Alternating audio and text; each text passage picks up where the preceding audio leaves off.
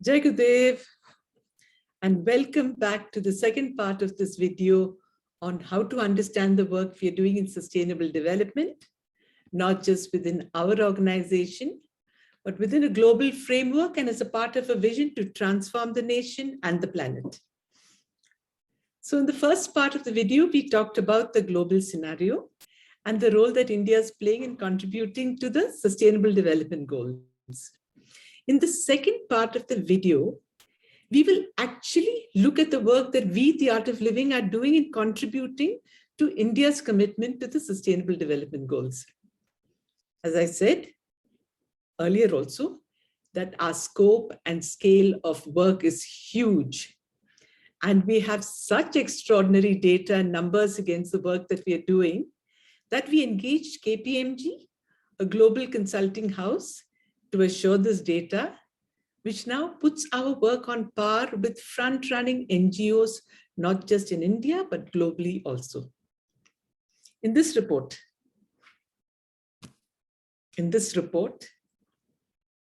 KPMG has assured data relating to our projects for the period 2018 to 2020. We plan to update this report every 2 years, so the next India Impact Report will be for the period 2020 to 2022 and will probably be available to you by the second quarter of 2022.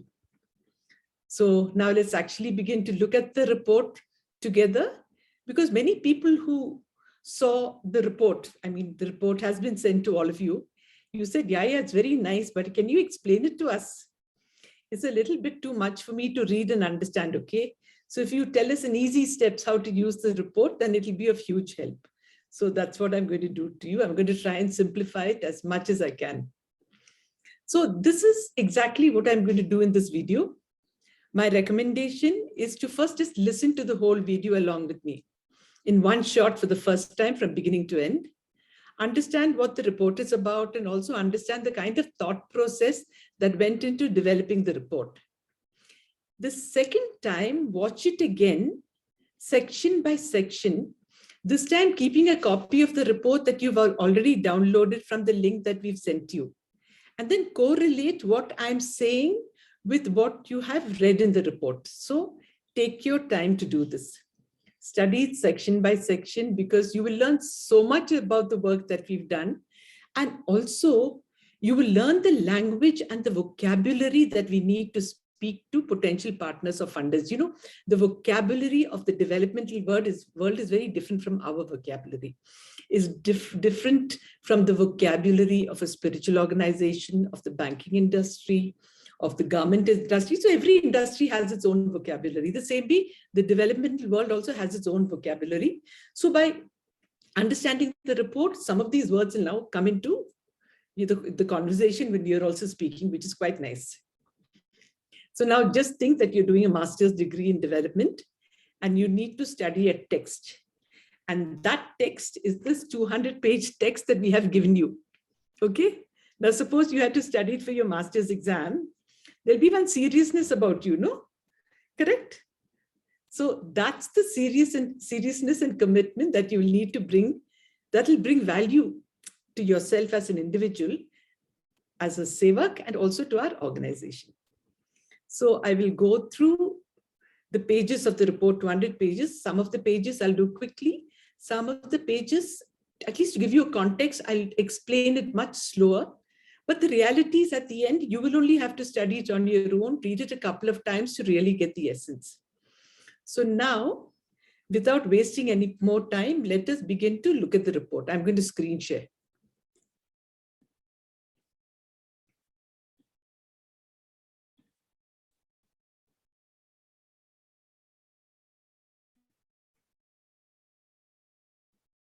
Okay. This is the cover of the report. Am I getting the right view? Let me just see if this is the view that I want to get. Yeah, I'll make it a little smaller so you can see the full view. Yeah. Okay. So this is the cover of the report that we've got designed by a top designer, a gifted designer who's a sevak, volunteer, who's designed for a lot of top global brands. But the rest of the report has been designed by our own very, very brilliant design team at SSPT. Next is the contents page. Now, I can make this a little bigger.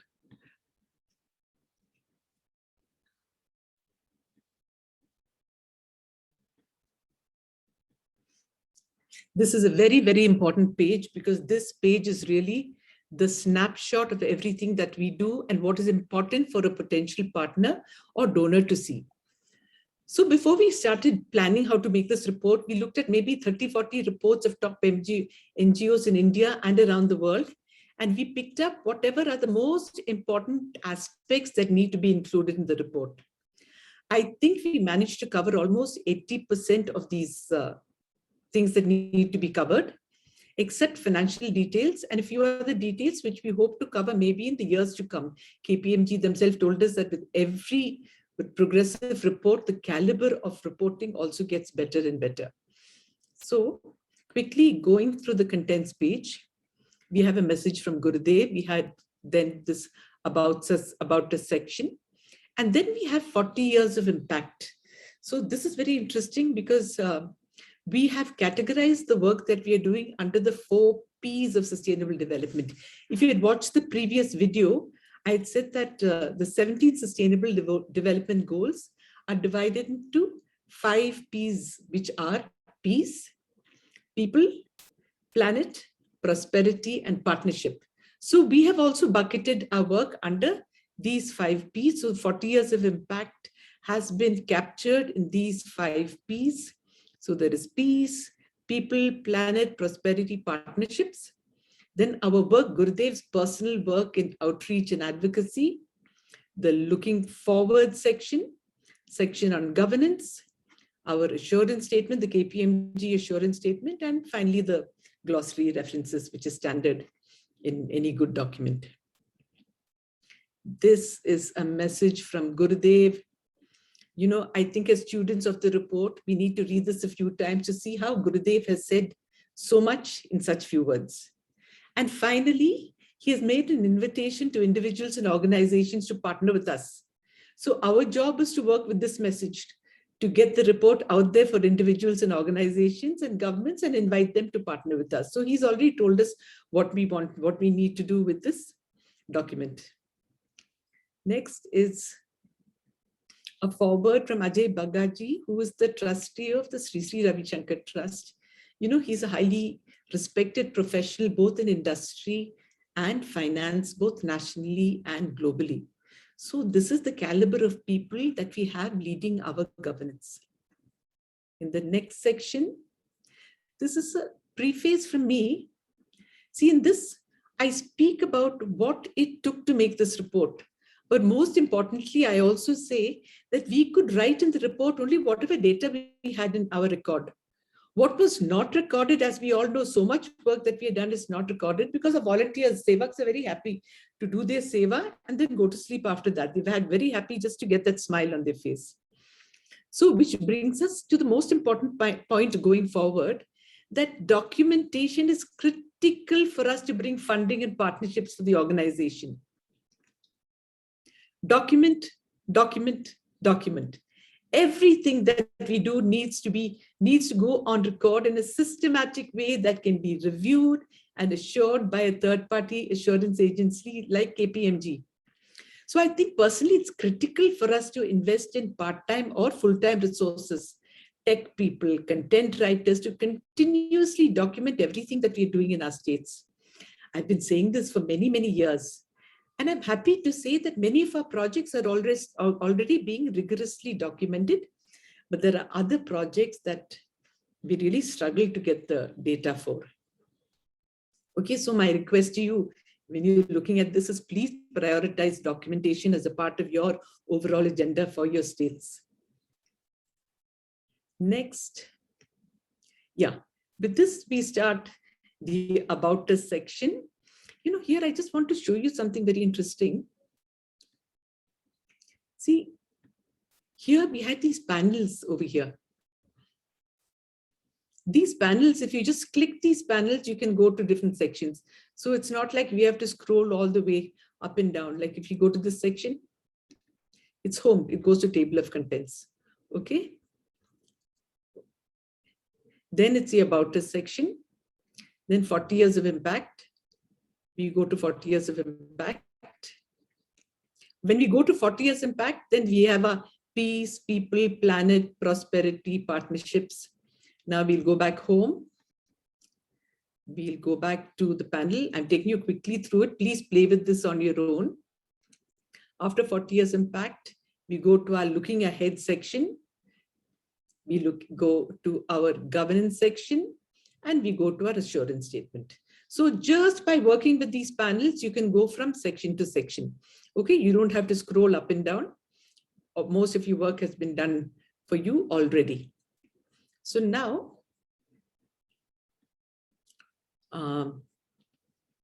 sorry, how we work. So we are back here in the Who We Are section. Here we introduce ourselves, we introduce our organizations, the Art of Living, the International Association for Human Values. Then we talk about how we work. On the right side page, how we work. We've picked up the key points that make us unique in the developmental space. So go through this in great detail, because we do a lot of amazing, unique stuff, but what is it that will really get the attention of our partners and donors? Those are the points that we put in this section. After this, we go to why an impact report. Yeah, here we've talked about the rationale behind the report, and this is where we've introduced KPMG as our assurance partner for the report. So this is another important page. This is a page that donors and funders are going to look at. On the right is our strategic narrative. You know, it took a long time before we could finally make the simple visual. Right now, we've made it simple for you, but let me tell you the amount of thinking that went into actually looking at all the work we do. We said, how do we categorize it? Then we had to think of the 5 Ps. We had to think of what goes, you know, it's so obvious now, but when you had nothing to start with and nothing was obvious, it took us maybe 1 or 2 months till we finally came up with the simple, I mean, that's a genius of the whole thing, with the simple visual that I personally think you should take a photo of this visual and put it in your head. Yeah, because once this visual is in your head, it makes it easy for you to go and talk about the work that we're doing under the 5 Ps of sustainable development. So what is a strategic narrative? It's a special kind of story that we tell our viewers about who we are, how we think, where we've been, where we are, and where we are going. Yeah, it's a snapshot of everything that we represent. You'll find it very useful when you have to talk to people. So this is, it took a lot of, like I said, it's a very, very intelligently designed visual. The next is our theory of change. So what is the theory of change? You know, when in the earlier video, I had said that when I was heading social projects for India many years ago, and I would travel around the country, people would ask me, Rukmini, how do you do what you do? Yeah. And this answer, how we do what we do, is what our theory of change is. So what is a theory of change? It's a way for us to describe the methodology that we use for change and transformation. It's a kind of our philosophy for the work that we do. So our theory of change is what makes us unique in the developmental space. So different organizations and NGOs create their own theory of change based on their own unique approaches. In the developmental space, our funders and partners will look at these 2 pages very closely to understand us, to get what we do, to get us. So in our case, our theory of change, our transformation begins with the individual. And this diagram here, the ABC of sustainable development, is our theory of change. It's just very simple. See, that's the beauty of it. Very simple. Awareness leads to belongingness, which in turn leads to commitment, leading to all the humongous work that we will be demonstrating in this report. So if you think about this, the first 2 sections of this report is really a high-level view. So the first 2 sections, yeah. So this section, this is section 1. These sections, a message from the founder and the about us. This is really a high-level view of the organization. Okay? Yep. Now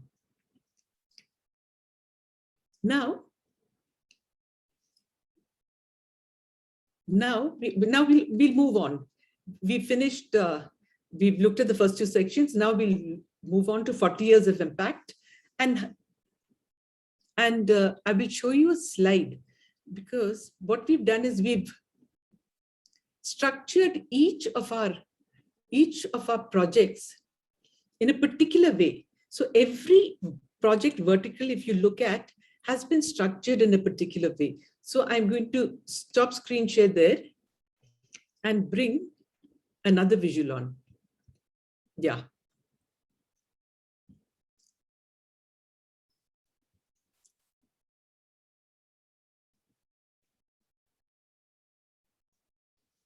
How is each project's vertical structured? So with each project vertical, you'll find it in exactly the same way. So if you understand this, you'll understand also how you will formulate this entire conversation that you're going to have with donors in your mind. So in each project vertical, we start with some overall principle or overall purpose with which we are working on the vertical. For the verticals relating to India, we have sourced our data either from NITI Aayog, their Sustainable Development Goal Report, or some other high-level strategic document from the Indian government or some global developmental agency. So the first page of the introduction to each vertical is sourced from there, and we've always mentioned the source wherever we've taken the data from. After that, for every section, we've talked about the challenge that is faced in the system, in the country, on the sector, our strategy to resolve the challenge, our pathways of change, how exactly we have resolved it. We've had case studies and impact numbers assured by KPMG. So every section is designed in exactly the same way. So if you have understood this, now as we move forward, you'll understand this even a little better.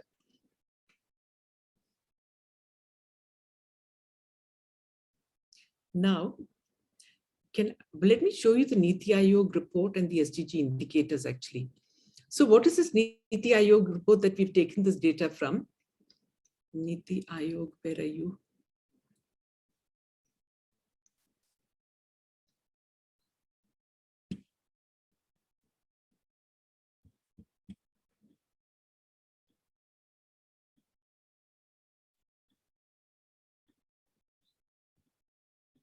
So this is the NITI Aayog report. It is downloadable from the website. It's called the SDG Index. For our India Impact Report, we took the data from the 2019-20 report because that was our time frame also, reporting for 2020 up to 2020. So this is the report. Very comprehensive report where every year the government of India reports to the UN on our progress for sustainable development. I just take you to the main section.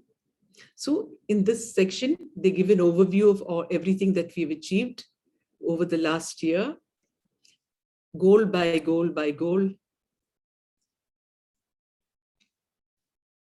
the progress that India has made in various goals, where we've done well, which states have done well, which states have not done so well.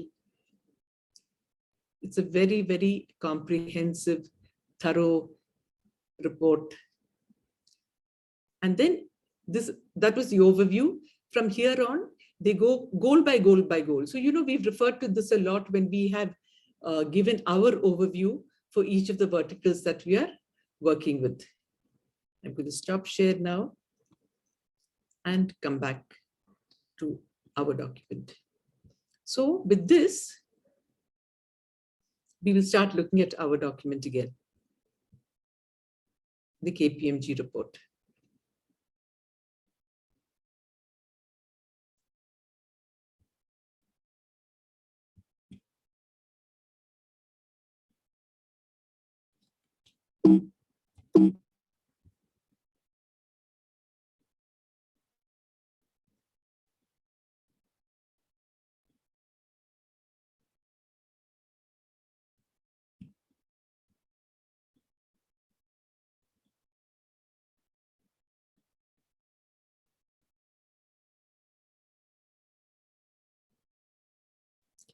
40 years of impact.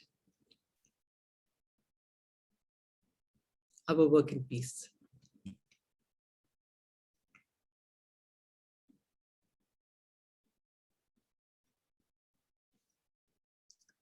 Caring for mental health and well-being, nurturing individual and societal peace. We've started with this because this is the core of the work we do. So if you ask a person from the road, what does Art of Living do? They say Art of Living teaches Art of Living courses. How do Art of Living courses help people? It teaches breathing and meditation, helps people deal with stress, improves clarity of mind, brings a feeling of mental and emotional well-being. So basically, we have been working in the field of mental health for a long time. But for years and years, the developmental space in the world did not recognize mental health as a priority in development. In 2015, when the UN Sustainable Development Goals were developed, mental health was not given any importance as a national or a global goal. Under health, malnutrition, mother and child mortality, communicable and non-communicable diseases, and other areas were covered. They did not prioritize mental health. But in more recent years, because the incidence of mental health issues have increased so much around the world, organizations, countries, and humanitarian organizations have begun to recognize the importance of mental health of human beings as core to life itself and to development. In recent times, there's a new word in development called MHPSS, Mental Health and Psychosocial Support. This has become recognized, and in some countries like Netherlands, Mental Health and Psychosocial Support, MHPSS, has been integrated as a part of humanitarian response in crisis situation. So in a crisis, whether it's the pandemic or a war or a natural disaster, they say mental health is as important as shelter, water, and food. That's a huge shift that has happened. Now, even UN bodies have begun to integrate MHPSS into their core planning. Today, WHO has been saying that the mental health pandemic could be the next biggest pandemic after COVID. So, as I said, Art of Living has been in the space of mental health for 40 years. And today we can confidently say that we are amongst the leading organizations in the field of mental health in the world, with our presence in 156 countries and our impact on 450 million people. So in this report, we've actually put ourselves out there and said we have 4 decades of effort as one of the largest mental health initiatives in the world here. We have 4 decades of effort as one of the largest mental health initiatives in the world. Yeah. So on the next page, we go to our challenges. Like I said, in every section, we have our challenge, our strategy. See, in this case, we've taken under mental health and peace, we've taken peace at the level of the individual, peace at the level of the community, peace at the level of the nation.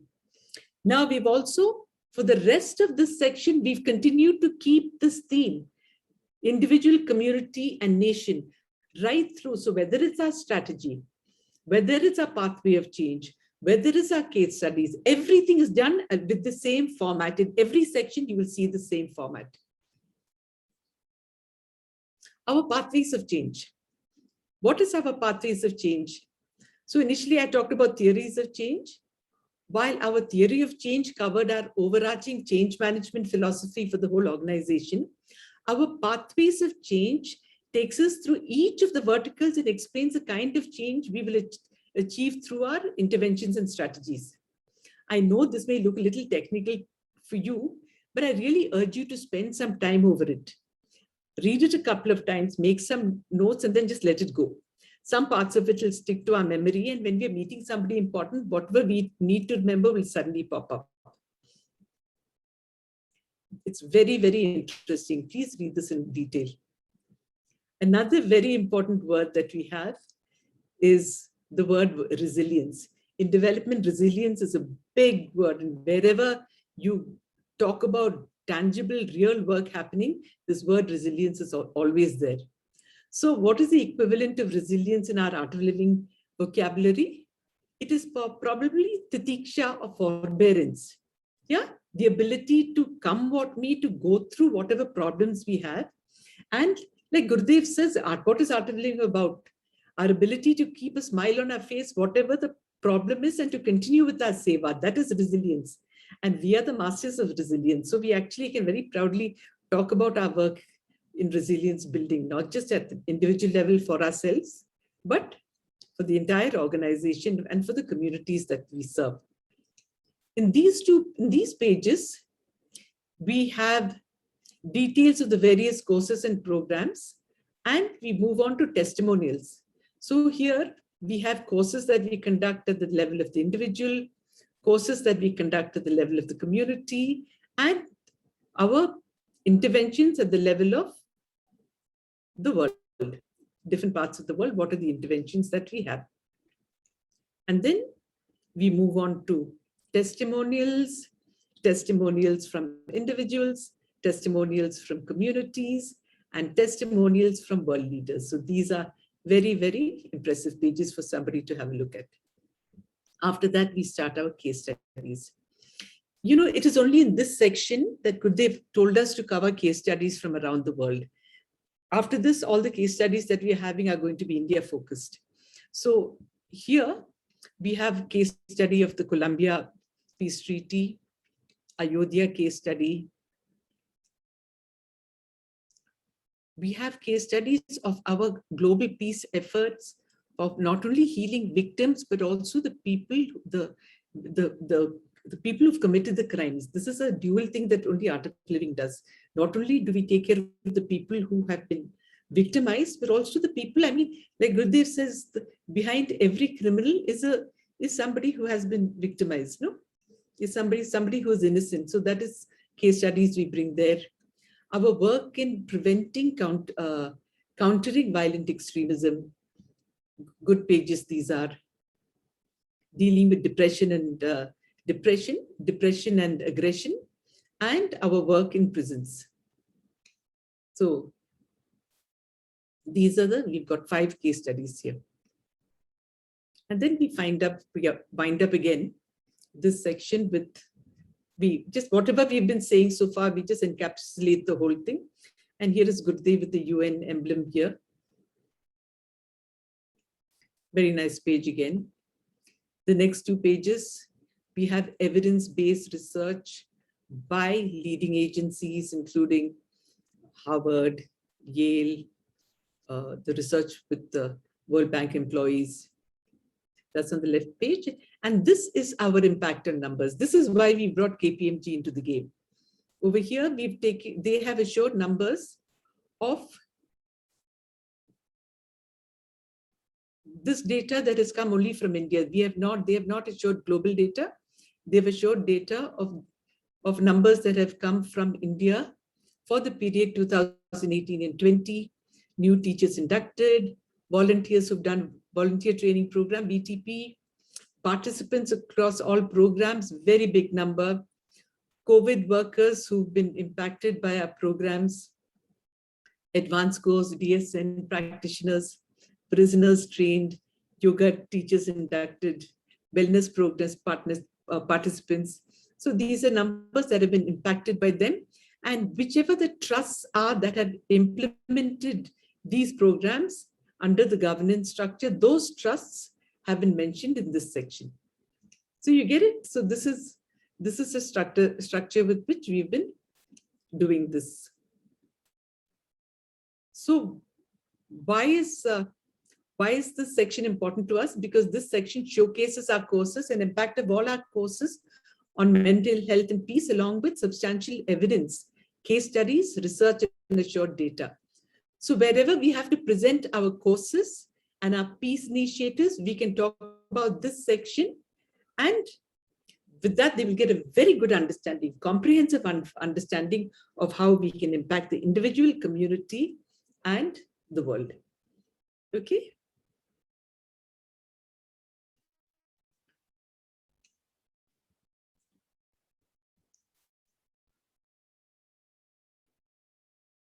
So I'll stop screen share now. So now, before I continue to the next section, which is our section on people, I need to talk about something. So after my last video, we received questions like, so how do we use this report? Who do we meet for partnerships and collaborations? When we meet them, where do we find information about the work we've done earlier or the work that we've done recently? What should we say? What should we propose? How do we make our collaborations? How do we take our work forward in those verticals? Yeah, so these questions had come.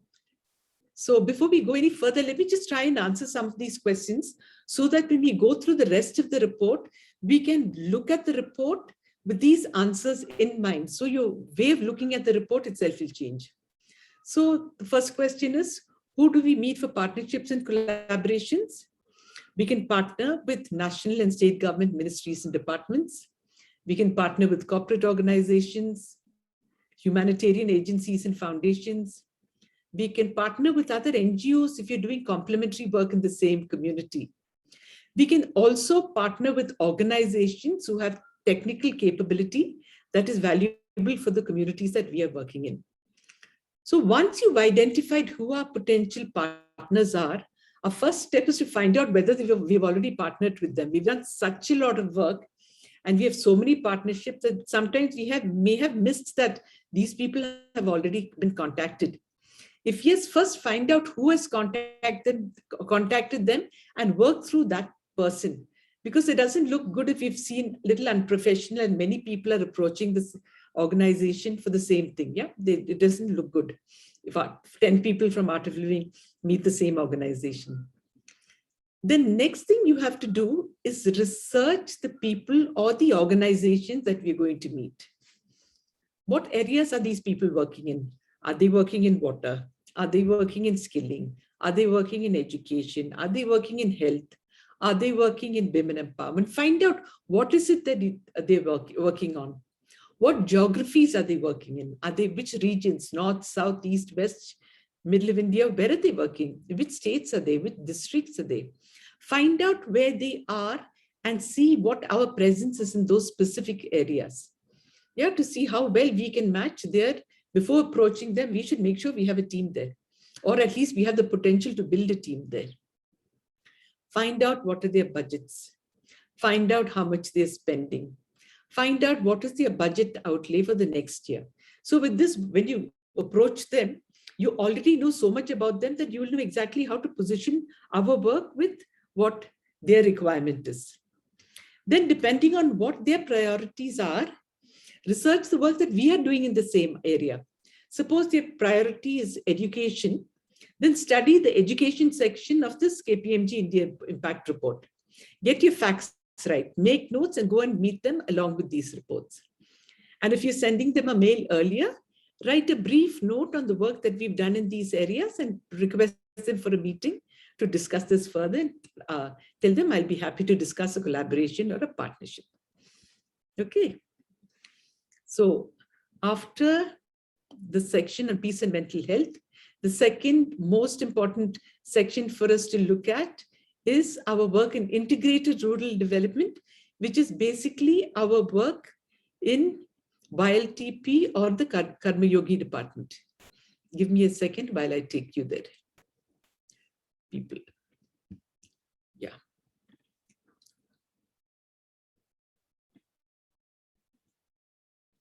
Let me share screen.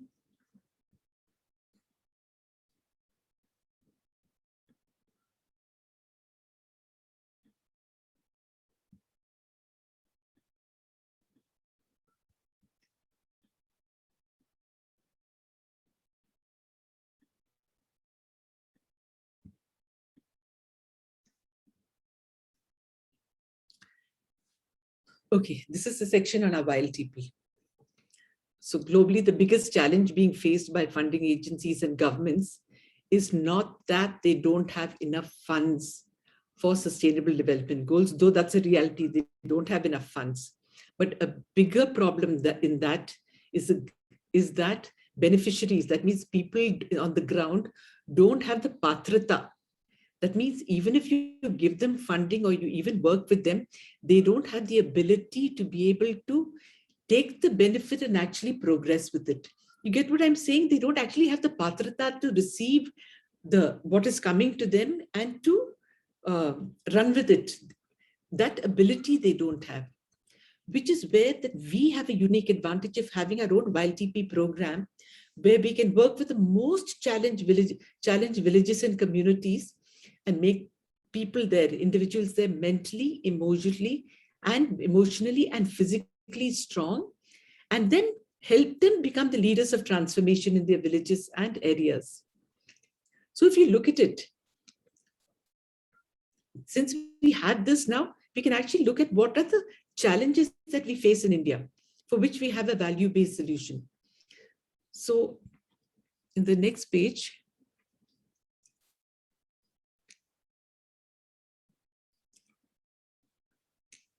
the main challenges we have in India is lack of unity. If you go here, lack of unity and harmony, which makes development difficult, corruption and inefficiency in the Panchayat Raj system, which makes development difficult, and not having a holistic view of community and doing things in bits and pieces. That means somebody will go in and work on one part of the village. Somebody else will go and work on some other part of the village that has not been planned holistically. Different things need to happen at different times. They're not thinking holistically. Depending on the moods and whims of the people, they do what they want, or maybe because they really don't know better. And actually, sometimes this can actually take progress backward, take us backward rather than forward.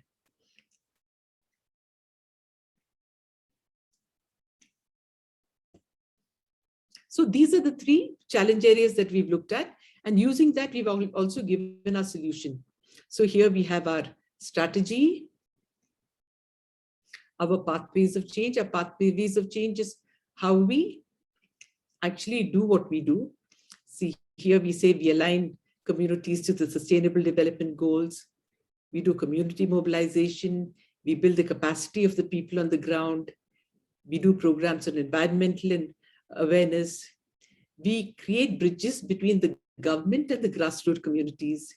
We build agents of change. I mean, this is how we actually operate. Now, what is the work? People ask, what is the work that we've already done earlier? This diagram also took a lot of thinking to make, because this is how the whole story of how, I'm going to just expand this. Where did we start? In the year 1999, we started YLTP in India for the first time. We started the 5H program with health, home, hygiene, harmony, and human values. And between 1999 and 2013, we created 100,000 rural champions of change. And we had a footprint in 50,000 villages. Okay, this was our starting point.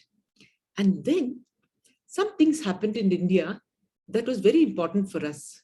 One, in 2013, the Companies Act mandated that CSR spend has to be done by big companies for organizations, to NGOs and other organizations for ground level transformation. So suddenly a lot of money came into the developmental space.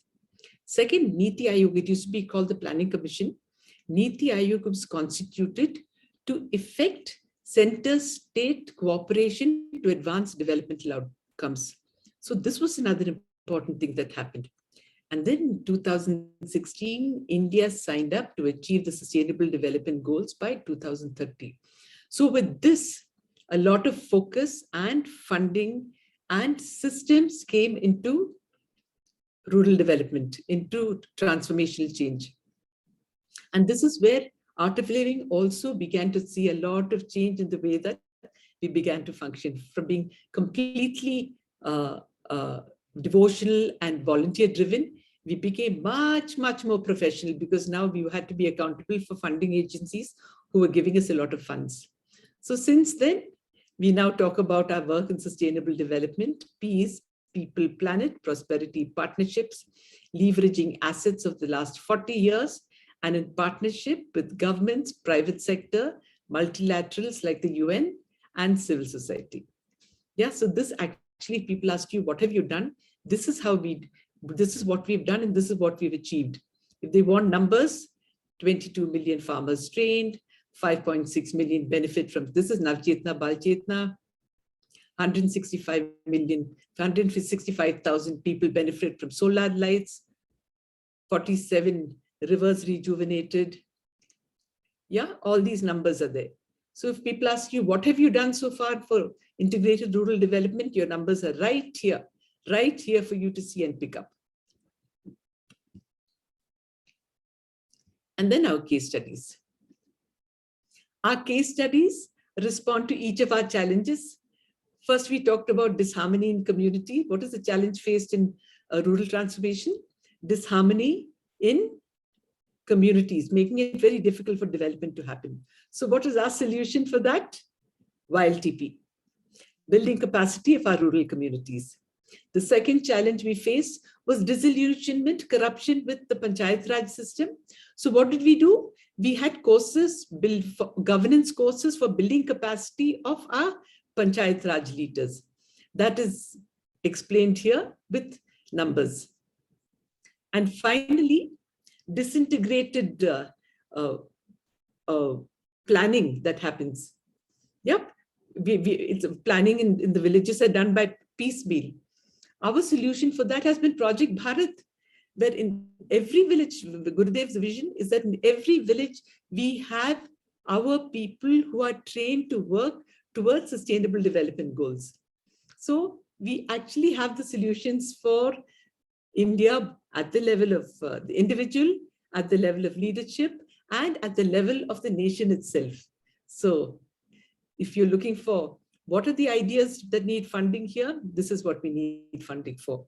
For WildTP courses, for Panchayat Raj leader governance courses, and for bringing projects to Project Bharat. This is data of so many 59,000 people have been trained in WildTP. 69,000 village pratinidhis have been appointed for Project Bharat. 13,600 people have been trained in as volunteers, volunteer training program. 167,600 people trained in Navchetna, Balchetna, and 3,245 people trained in leaders trained in good governance. Institutions, the trusts who are doing this are the Art of Living Trust and VVKI. Okay. So now you've got an idea of the structure. We have our challenges, we have our strategy, we have our pathways of change, we have whatever we've done earlier. Yeah, we have our case studies and the KPMG report.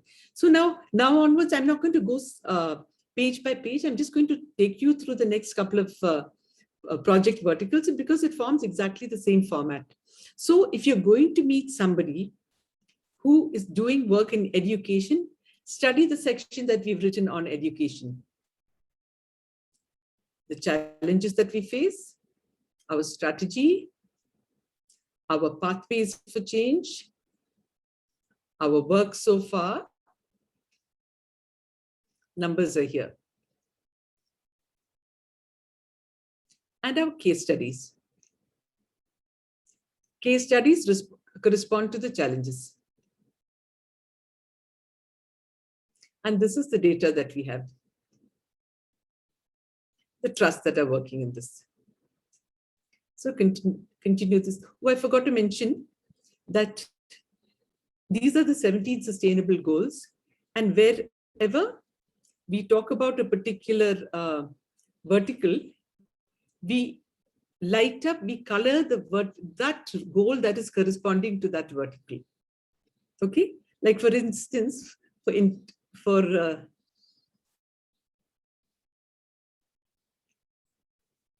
Educating India, our work benefits goal number 1, goal number 3, goal number 4, goal number 5, and goal number 16. For our work in integrated rural development, we have colored all the 17 sustainable development goals.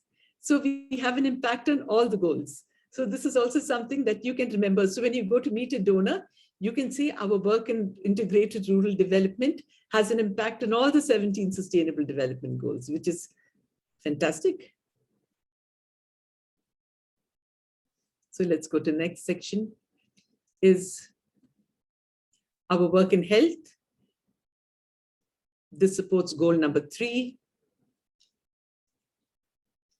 Here we've actually talked about, it's a very nice diagram. We say that a lot of organizations don't see mental and physical health as being equally important. So when mental and physical health are treated separately, this is what happens.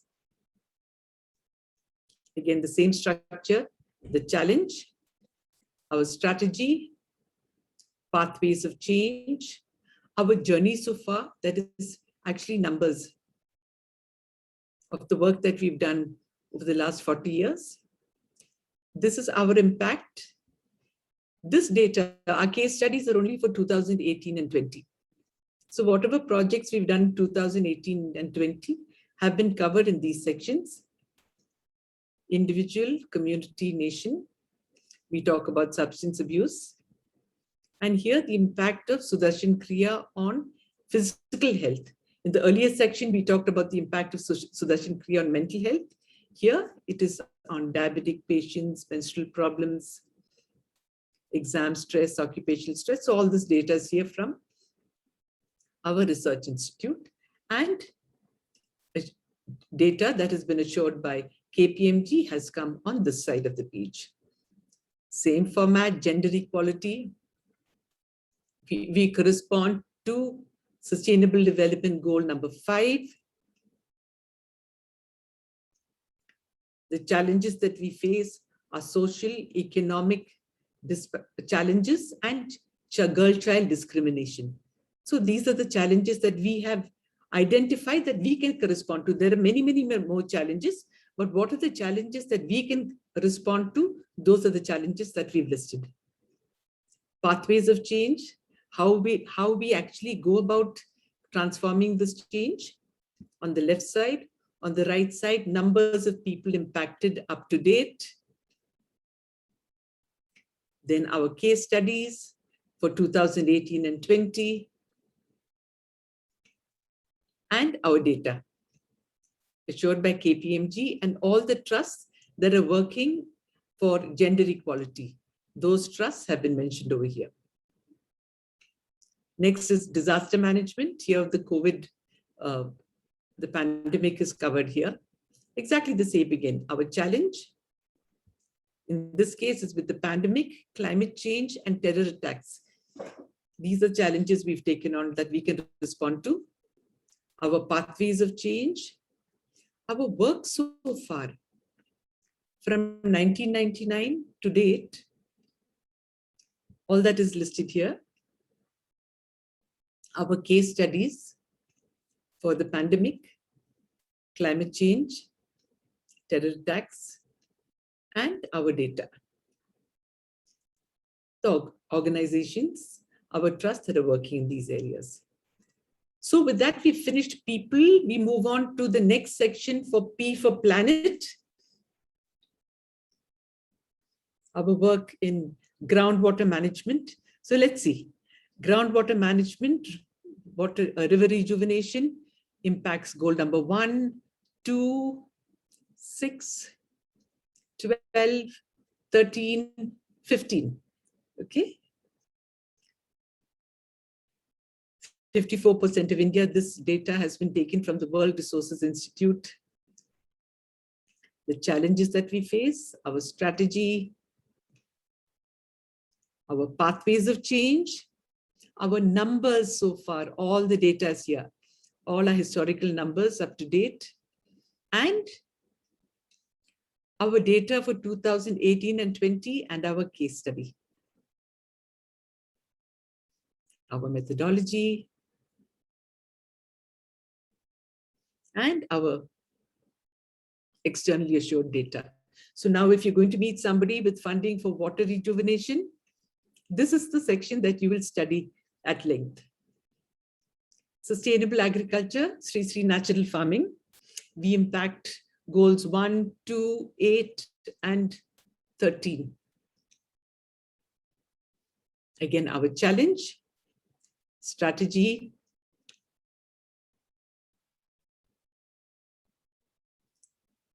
our case studies for 2018-20, and our data. This graph actually gives the impact of Sri Sri natural farming before and after it was implemented. So how much revenue, how much yield, what are the costs, all that has been captured here. For the first time, we are showing it out there. Our work in solar energy, alternative energy, again, following the same structure. See, I'm not spending time over this because this is something that you have to read yourself. Now that you've noticed that all of them follow the same structure, you just have to read this. This is our work in waste management. I'm just scrolling through them differently because these are sections that you know you're going to go and meet somebody. Just read them, study the case studies, get your number data straight, and you're home and running. Our work for prosperity. This is skilling and livelihoods. Impact goal number 1, 5, 8, and 10. Challenge, strategy. These are fabulous numbers. 300,000 people trained, 2.2 million farmers trained, 234,000 women trained. These are good numbers. And our case studies. Empowering our youth, empowering our women, and empowering vulnerable communities like prisoners. So this is, again, something people are interested in. They want to know, what do you want? What do you do for old people? What do you do for handicapped people? What do you do for people who are mentally or physically challenged? What do you do for prisoners? What do you do for terrorists? We do a lot.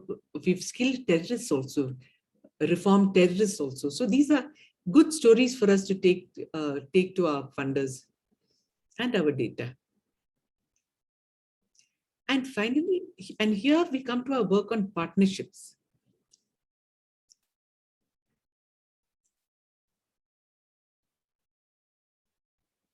Give me a second.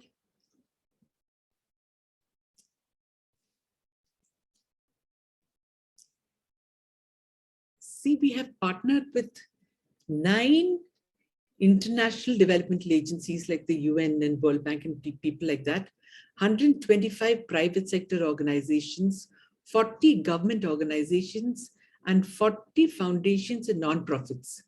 Okay, now this is a formidable number. These are collaborators. Just look at this. And here we have testimonials from, very beautiful testimonials that can be shared. From the head of UN, current head of UNICEF in India.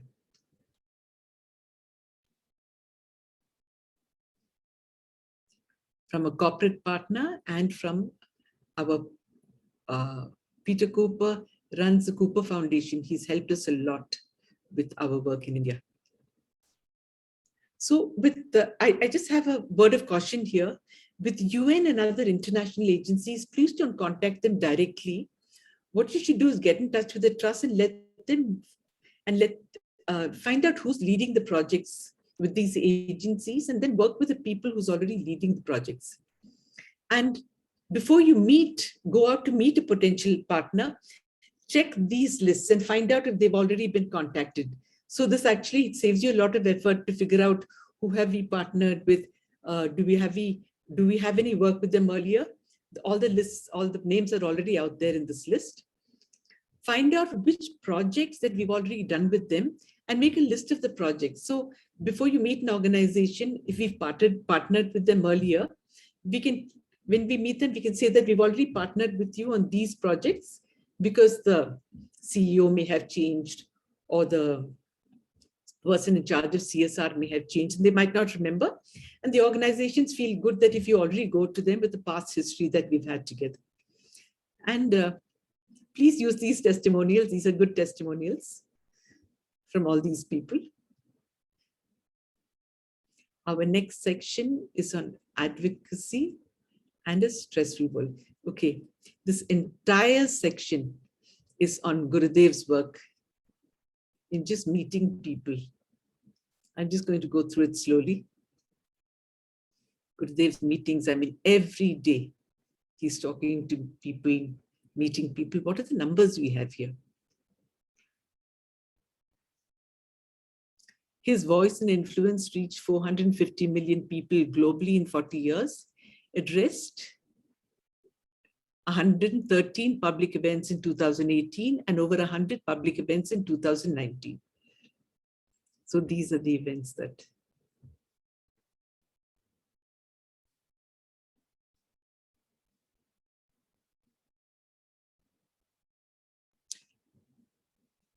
From all walks of life.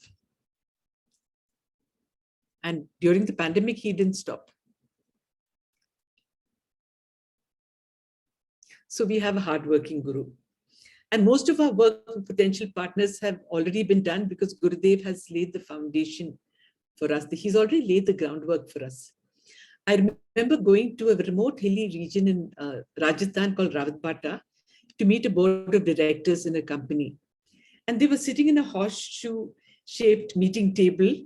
And they looked at me, they were all smiling because out of 10 of them, 8 had done our courses and 5 had already met Gurudev. So after that, it was like meeting family. The conversation flowed so easily.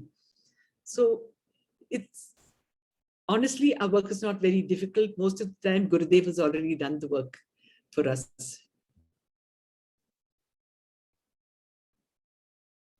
This section is on the way forward.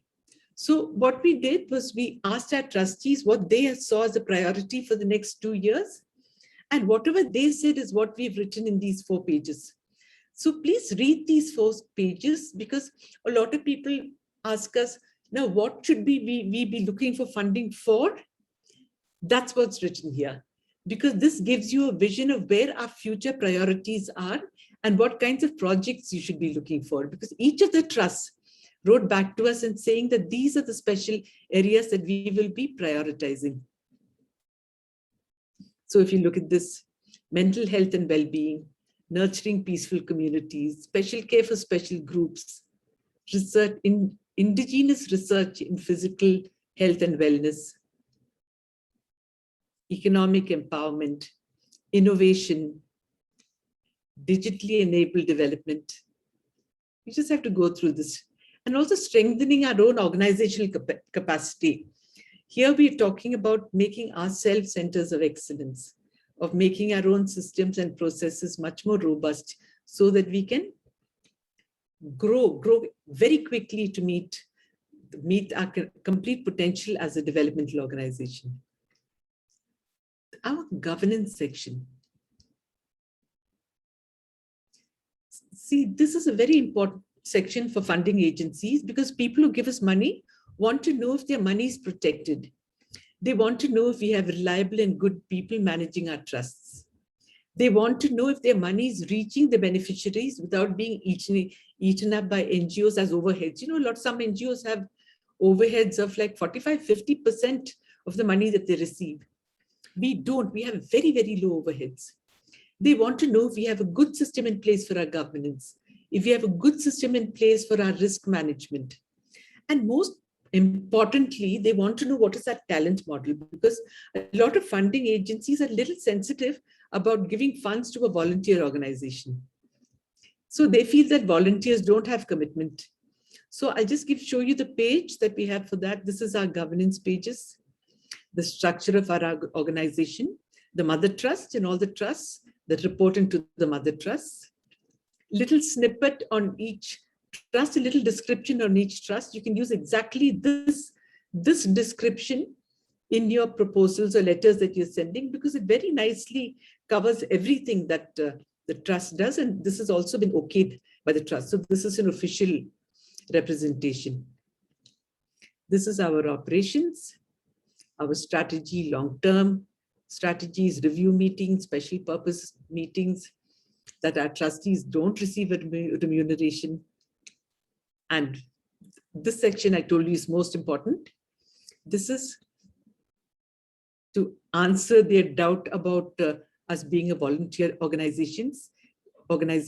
So we say we have full-time resources who are paid honorariums by the trust. So they're not just complete volunteers, though their spirit is a spirit of volunteerism, they are paid honorariums. So the funding agencies are a little comfortable when they hear that. Short-term resources who are engaged for specific activities, and they pay the stipend during the course of their projects, during the course of their engagement. That is people who come and do short-term seva in the ashram or anywhere in India. Project-based resources, these are people who've taken on and paid out of the project budget. Volunteers of the organization, these are people with full-time day jobs.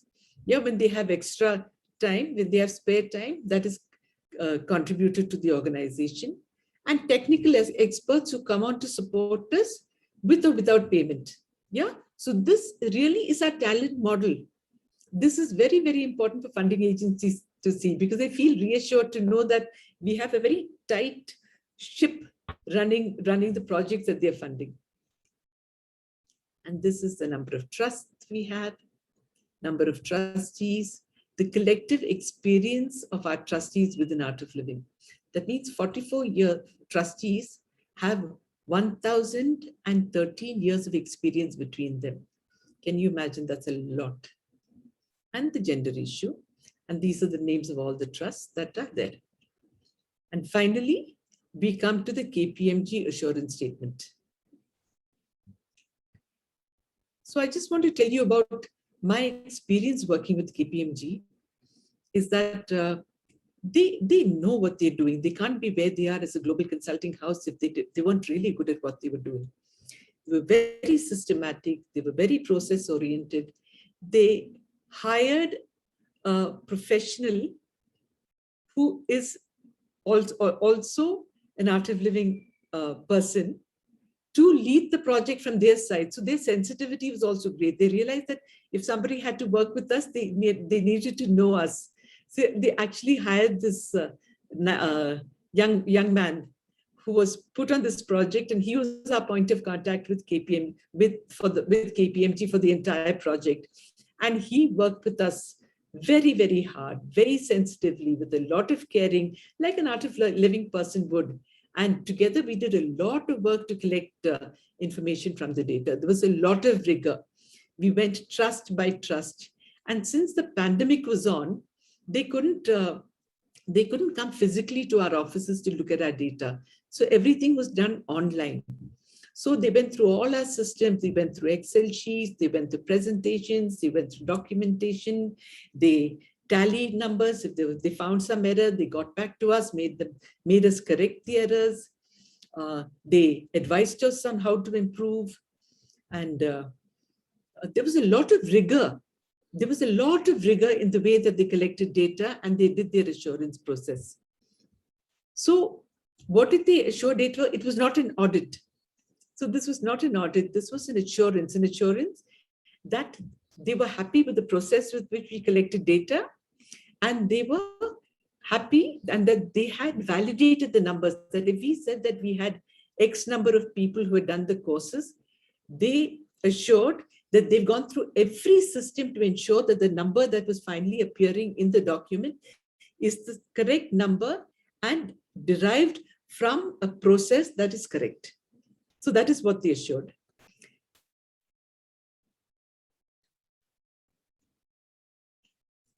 Please read this, the assurance statement. They've talked about which are the pages they've assured. They've also said what they have not assured, which include financial performance. And finally, here, this is an important section that I need you all to see.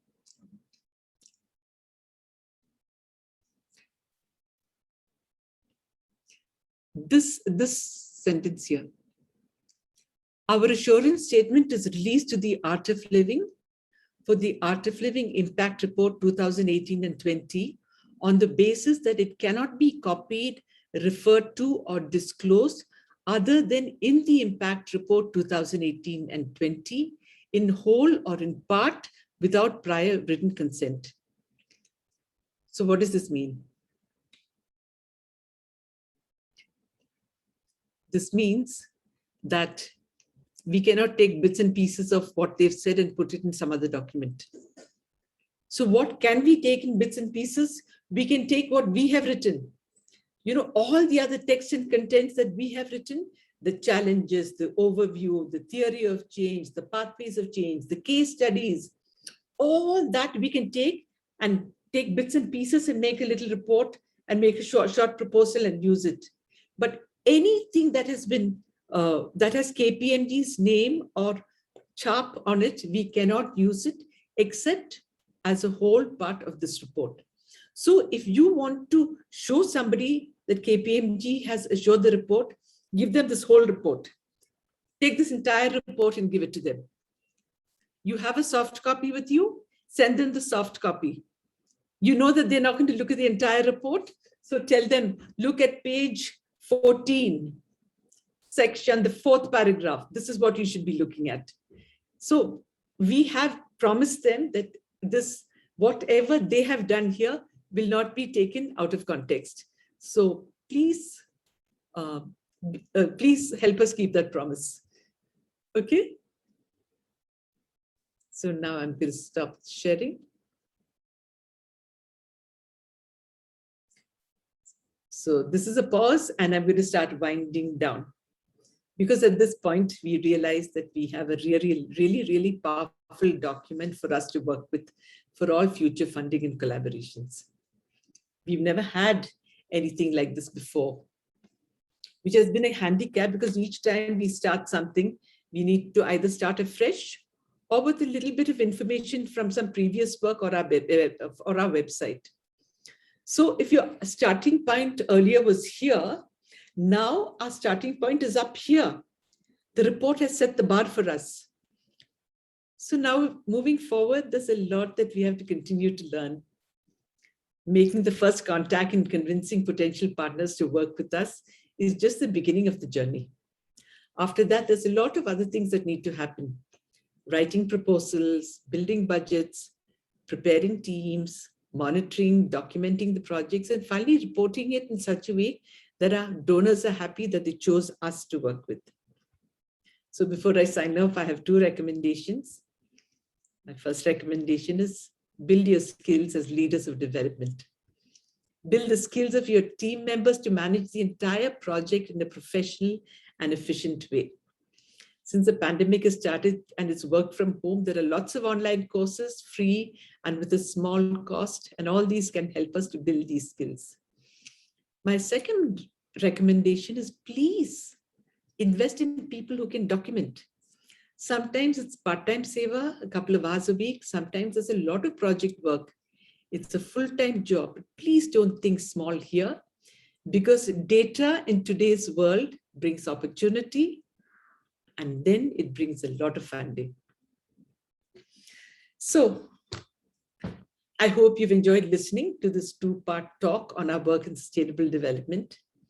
I have tried as best as I can to make it easy and simple for you. I know that some of you would like to get this translated into Hindi and other vernacular languages. So please go ahead and do so if it can reach out to more people and help them build their understanding of our work. I personally have learned a lot from this entire exercise, preparing the India Impact Report, working with brilliant minds to structure the report, working with all the trusts and teams for data, information strategy, working with KPMG to understand how we can take our work to another level. Also, I've enjoyed making this video through which I can share whatever I have learned with you. So wishing you all the best. I pray that with Gurudev's blessings, you have a lot of success. And wherever you are, I pray that you make a huge impact and difference in the lives of all the people who need your support. Jai Gurudev.